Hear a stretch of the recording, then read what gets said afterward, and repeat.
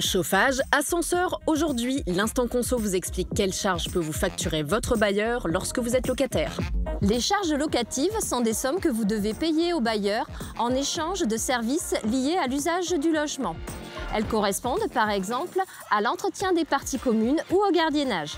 Elles peuvent également correspondre aux dépenses en eau pour la consommation du locataire et pour l'entretien de l'immeuble, au chauffage, à l'entretien des espaces verts, à la désinfection de l'immeuble, à la taxe d'enlèvement des ordures ménagères ou encore aux frais d'entretien de l'ascenseur.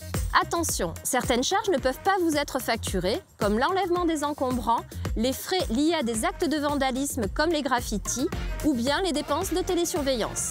Sur votre quittance, les charges apparaissent sous forme de provision. Une provision est un montant que vous devez payer chaque mois et qui est estimé en fonction des dépenses réelles de l'année précédente. Un bailleur ne peut pas appliquer un forfait arbitraire pour les charges.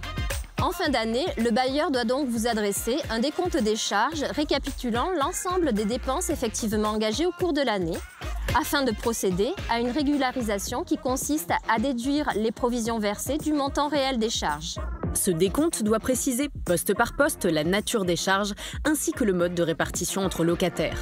Pour vérifier si toutes ces dépenses sont effectivement dues, vous avez le droit de contrôler les charges dans les 6 mois suivant l'envoi du décompte de régularisation.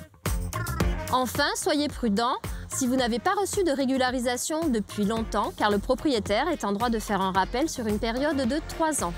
En cas de doute, n'hésitez pas à contacter une association de défense des consommateurs comme la Confédération syndicale des familles. En bref, vérifiez le décompte des charges, demandez votre décompte si le bailleur tarde à vous l'envoyer et enfin, en cas de doute, contactez une association de consommateurs.